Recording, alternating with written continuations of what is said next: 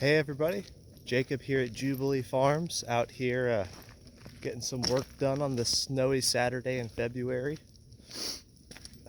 It's a great day. It's cold, a little chilly, but it's all right. Working on getting a group of pigs moved to a new paddock. So fixing to get that done. Then I'm fixing to go get some hot chocolate and sit down and enjoy myself. But it's just one of those things that I think a lot of people don't realize. When they think about farming, they think it's this esoteric, beautiful, picking carrots in the, beautiful summer sunset while, listening to classical music and frolicking through meadows. And I mean, those moments exist in agriculture for sure, but that is not the day in and the day out for most farmers. Most farmers work extremely hard in order to produce a crop to bring to market. And in my case, that crop is pork and poultry for the most part. So it's something that people just don't realize. Like, for instance, I raise pigs on pasture. You can see a few of them over here somewhere. And they're getting moved over here into this wood lot to clean out some of the undergrowth. And people just don't realize how much work this takes. This has taken me the better part of a day to set up just for one group of pigs. And I work by myself for the most part. Every now and again I have help, but for the most part it's just me. And so people see, the end product, and it's beautiful and it's delicious. And then they see the price tag of $11 a pound for pork chops. And they freak out because they're used to going to the grocery store and buying pork chops for a lot less than that. And yeah, you can go to the grocery store and buy chops or sausage or what have you for less than what I will offer it to you for. But you're not getting the same product. It's not the same thing. If you go to the store and you buy pork, you are buying pork that stinks. And if you don't believe me, go to a local farmer, buy some of their pasture-raised pork, and try it. Then try grocery store pork right next to it. Grocery store pork, for the most part, is raised in barns where the pigs are covered in fecal matter. It's disgusting. And you can actually taste the fecal matter in the product. If you buy cheap pork, you can taste the fact that it was raised in manure.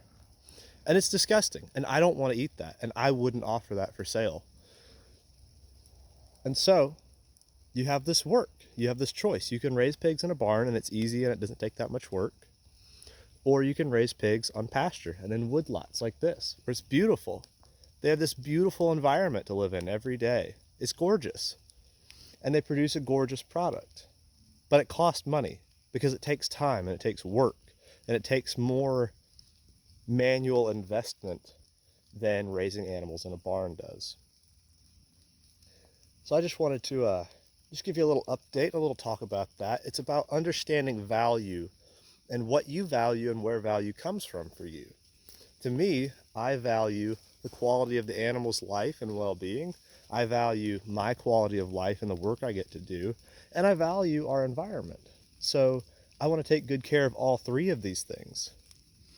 And when you do that, you have the trifecta, of well-being. It's good for the product, in this case pigs. It's good for the producer, in this case me. It's good for the environment, and it's good for the consumer. When you have all three of those things together, it makes a product that's good for the consumer, that the consumer can feel good about eating. And so that's really what this is about. And I just think that that's something that people gloss over when they're in the grocery store. They see that price per pound and they make their decisions based on that. But when you make those decisions and you buy that cheap meat, you're voting with your dollars for an animal's lower quality of life. You're voting with your dollars for animals to be treated inhumanely. And people that choose not to eat meat, which is understandable, they have just abdicated their vote. They have just thrown their vote away. They've chosen not to cast a vote, when they could have cast a vote for animals to be raised like this. They've chosen to not cast a vote, and consequently, animals are raised poorly. So, it's a decision that we each have to make for ourselves. It's not something that I can tell you to do. But if you can do it, even if it costs you to sacrifice things, to sacrifice, the cheap material thrills that we so often enjoy, I would encourage you to at least consider buying local and buying from a responsible farmer who takes good care of their crop, the environment, themselves, and ultimately you. So that's all I have for you. My name's Jacob. I'm the owner and founder of Jubilee Farms. I hope you have a great day. See ya.